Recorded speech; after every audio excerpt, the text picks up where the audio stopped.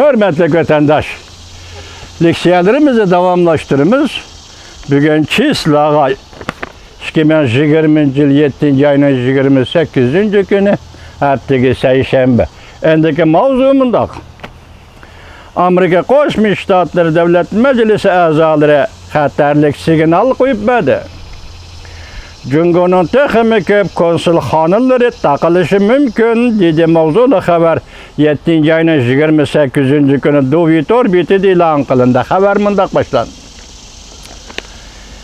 Amerika'nın Houston'daki Cungo konsulxanası takıqallığı doğrusu da Senatör Ted Cruz 7. ayının 26. günü muhbirinin ziyaretini kabul kılgan çağdımında görsetti.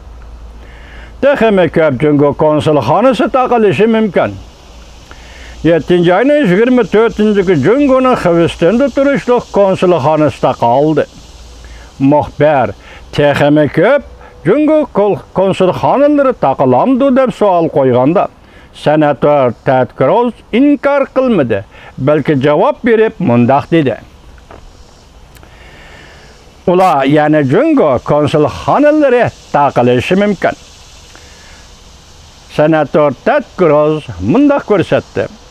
Amerika Cungo'nun Houston'da turuşluq konsulxanasını şunun için takip etti ki çünkü bu konsulxana izchil casusluk faaliyetleri bilen şog'ullanıp geldi.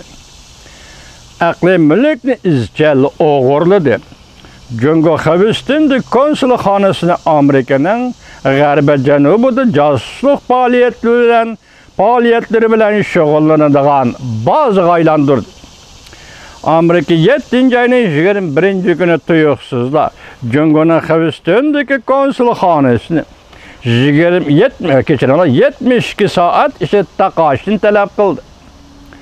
Prezident Trump 7. ayının 22. günü axborot e'lon qilish yig'inida mundaq o'xshash savollarga javob berganda mundaq ko'rsatdi. Cungo'ning boshqa konsulxonalarining taqilishi izchil mumkin bo'lib keldi. Reuters 7. ayının 22. günü mundaq xabar qildi. Yaqingacha Amerika Davlatlik istixborot idorasida muvaqqat mudirlik vazifasini o'tab kelgan Richard Gernel mundaq ishora berdi. Amerika Cungo'nun San Fransisko shahrida turishliq konsulxonasini taqishi mumkin. O mundaq ko'rsatdi. Hozir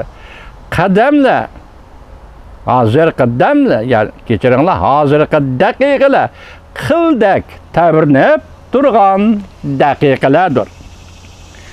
Cungo'nun Houston'da turishliq konsulxonasi 7. ayının 24. gün taqalgandan keyin Amerika'nın Sichuan-Chengdu'da turishliq konsulxonasi 7. ayının 27. günü Cungo hükümeti tarafidan taqaldı. Cungo'nun bayonotchisi Wang Wenbin 7. ayının 27. günü muhbirlarni kutib olish yig'inida mundaq dedi. Cungo taraf Amerika tarafning Chengdu'dagi konsulxonasini taqishini talab qildi va konsulxona binolarini o'tkazib olmoqchi bo'lganligi Amerika tarafning Cungo'ning Houston'dagi konsulxonasini taqishni talab qilganligiga qaytarilgan inkosdir. Xalqaro qonunlar va xalqaro prinsiplar uygundur.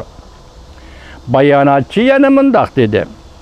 Amerika Cungo o'tirishda bundaq vaziyatning o'tirg'i chiqishini Cungo taraf ko'rishni xohlamaydi.